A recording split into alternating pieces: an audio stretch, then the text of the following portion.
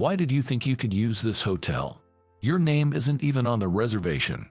An old geezer like you would be better suited to the old motel next door. Just use that." I was thrown these words by my boss, who is over a decade younger than me. At first, I couldn't comprehend what he was talking about. But knowing him, these words didn't feel out of place. However, it was only when things started to get worse that I truly felt the weight of those words.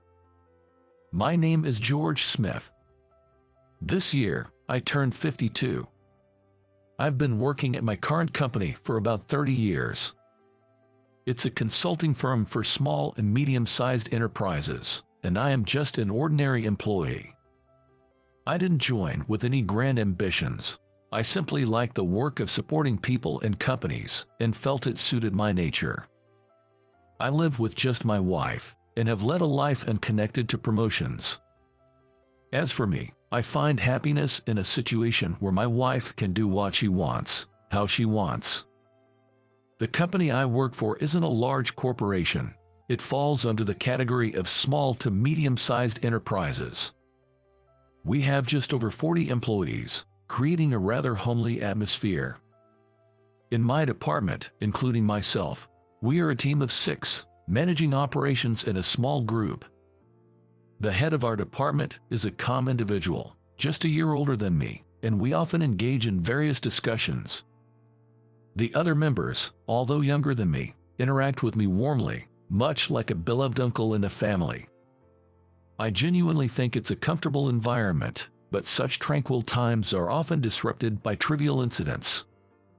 One day, as usual, I arrived at work to find an unfamiliar young man sprawled in the seat of our department head. The previous head, who had been there until yesterday, was nowhere to be seen. For the time being, I decided to sit at my usual desk, but it seemed like the other members were also unaware of the situation, feeling somewhat restless.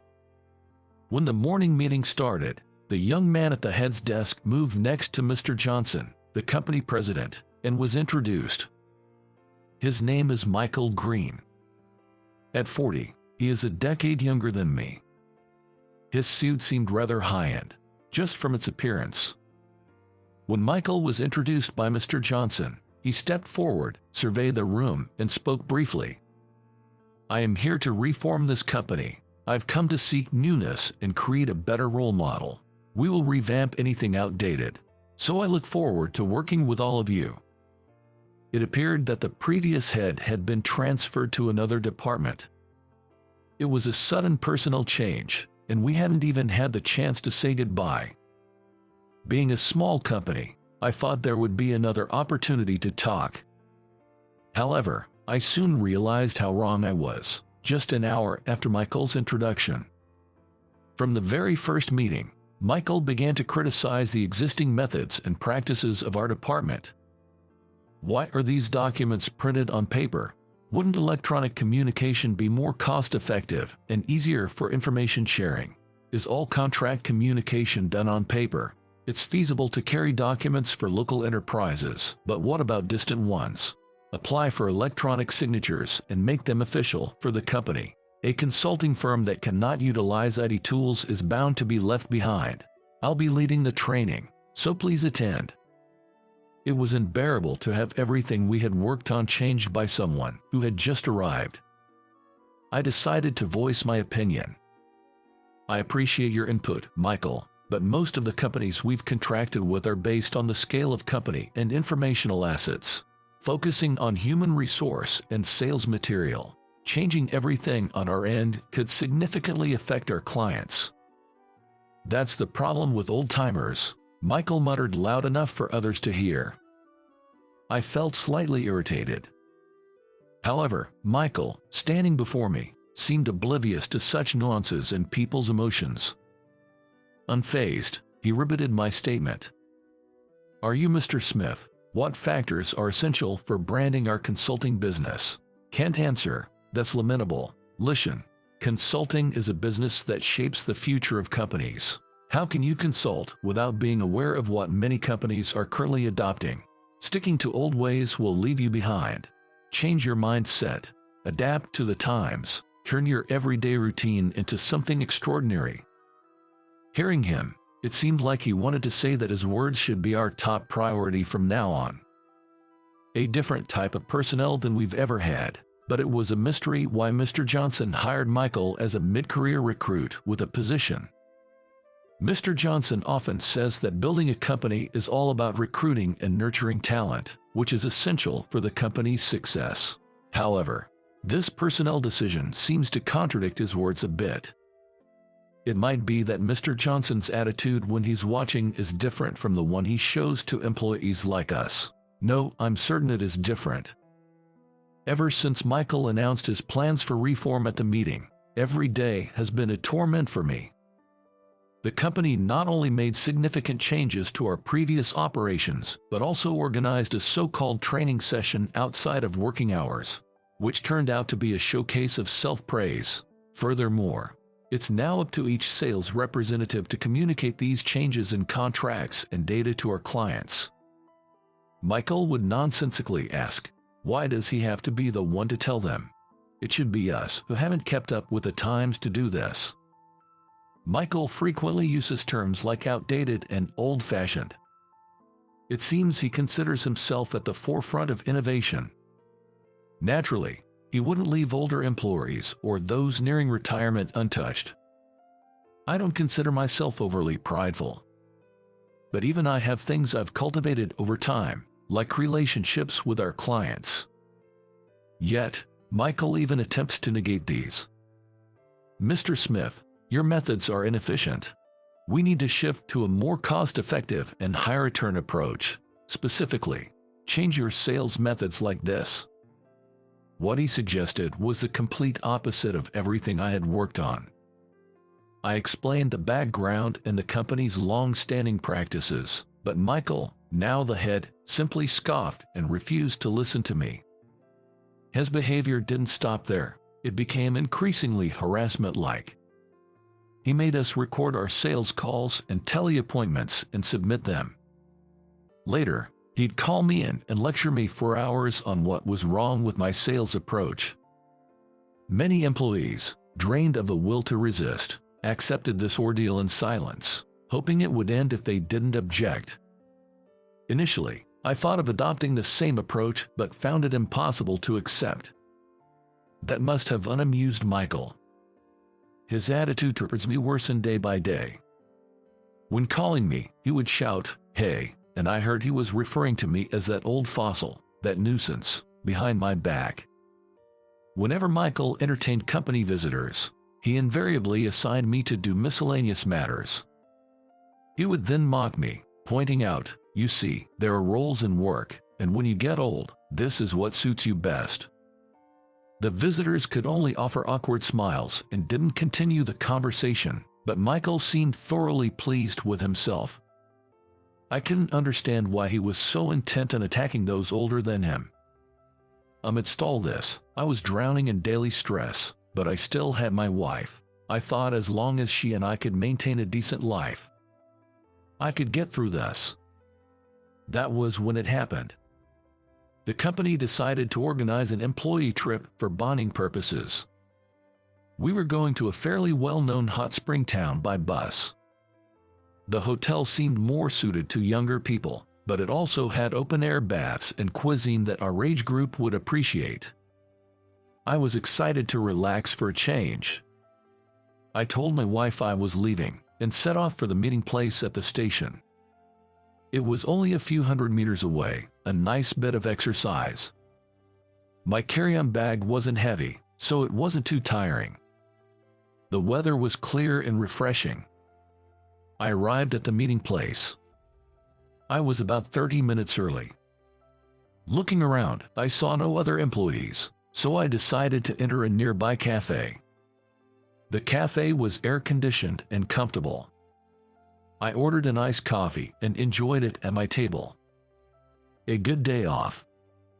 I hoped the employee trip would turn out well. But 5 minutes before the meeting time, not a single person had shown up. Thinking something was wrong, I called several colleagues. However, no one answered my calls. Eventually, I decided to call Michael. I really didn't want to, but I felt that not calling him in such a situation would lead to more trouble later. After several rings, I heard my superior's voice, tinged with laughter. "You're late. We've already left. You should catch up using a bus or taxi." With that, he hung up. I checked the email I had received. The time and meeting place were correct. The sender was Michael. I couldn't tell if he had intentionally sent me the wrong information. Despite my previous excitement, I decided to go to the hotel by connecting buses, not wanting to let the other employees down. I arrived at the hotel. It took about 3 hours. If I had taken the bus, it would have been just 40 or 50 minutes. Entering the hotel's entrance, I saw Michael standing there. An insidious smile on his face. He pointed at my bag and blurted out, "Why did you think you could use this hotel? Your name isn't even on the reservation. A geezer like you belongs in the rundown and next door. Go use that." What is he talking about? Before I could process his words, Michael snatched my luggage and left it outside the entrance, pointing to the next door. "Come on, get moving." This was nothing short of bullying. I never expected to be treated like this, especially by someone younger. I was stunned, but exhaustion from the bus ride sapped my will to retaliate, so I moved to the adjacent inn without protest. Michael's laughter echoed behind me. At the inn, the landlady personally attended to me. She kindly carried my luggage and showed me around the inn. Despite its slightly worn appearance, the interior was well maintained and comfortable. Upon reaching my room, the landlady said, "Please relax," and left. Eager to wash off the sweat, I headed to the large public bath. It was quaint, a bit old-fashioned, but to my liking. The inn featured a sauna and an open-air bath, satisfying the basic elements of a hot spring. Returning to my room, I found dinner served by the waitress. The meal, using local produce, included warm dishes and a small, thick steak, all very satisfying. While enjoying my meal, the landlady came to check on me. I shared my appreciation, and she smiled, thanking me. Feeling somewhat better, I decided to share my day's experience with her. I avoided mentioning the hotel reservation but talked about the bus. The landlady listened sympathetically, without any criticism, showing concern for me. Feeling somewhat uplifted, I decided to share some stories about my everyday life. Talking about living with my wife and how she always has the upper hand, the landlady laughed a bit louder than before. "Mr. Smith, you say you're henpecked, but you speak so kindly. You must cherish your wife a lot. I'm sure she wishes for you to be more proactive," she remarked. After more pleasant conversation, she left the room. I then went for a walk outside, thinking it would be a good post-dinner exercise. The night breeze felt pleasant. It was quiet with few people around, creating a serene atmosphere. I came across a park and decided to sit on a bench there. While sitting, I reflected on recent events and the conversation I had with the landlady earlier. Suddenly, I sensed someone's presence and turned around to find Mr. Johnson, the company president, behind me. Mr. Johnson, noticing me, approached with his carry-on luggage. Originally, he was on a business trip and planned to join us afterward. Mr. Johnson and I sat on the bench and had a long, relaxed conversation. We reminisced fondly as our conversation flowed naturally. Mr. Johnson had a habit of going to a secluded park to think whenever he faced troubles. I had a similar habit, and once we had coincidentally met in the same park. Back then, I casually listened to his worries and made an offhand comment. It was something I said without much thought, but it turned out to be a word of salvation for Mr. Johnson, helping him resolve his dilemma.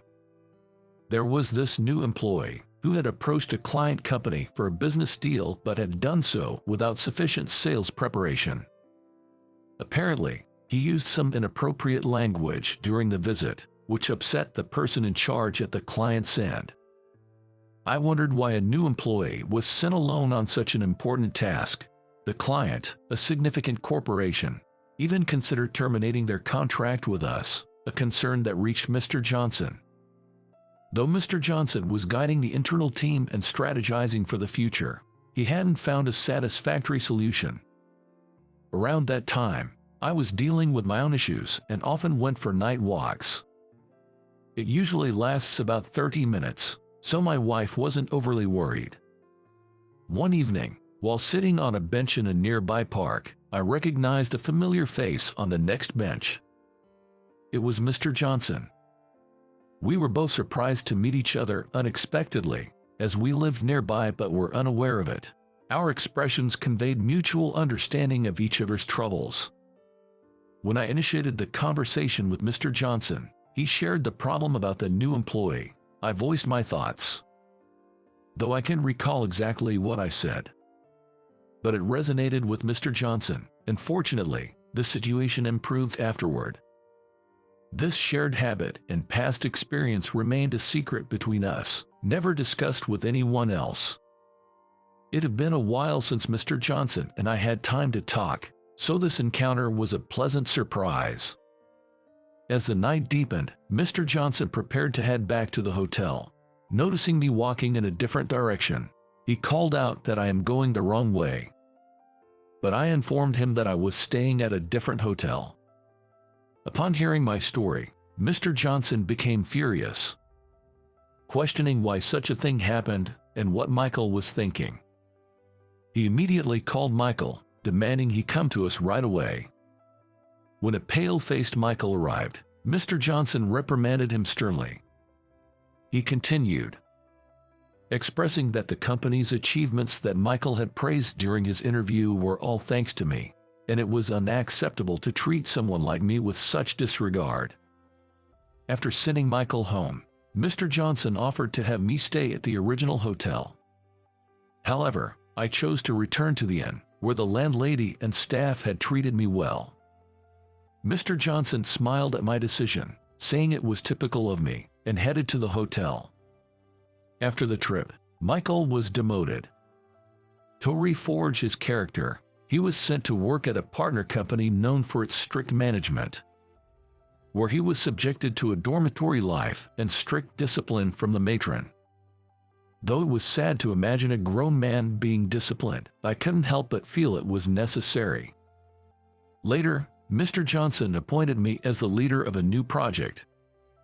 Although I have been content with a supporting role, I accepted the leadership position, inspired by Mr. Johnson and the landlady's words. The project turned out to be a great success. Enjoying the experience of leading, I became open to more challenges.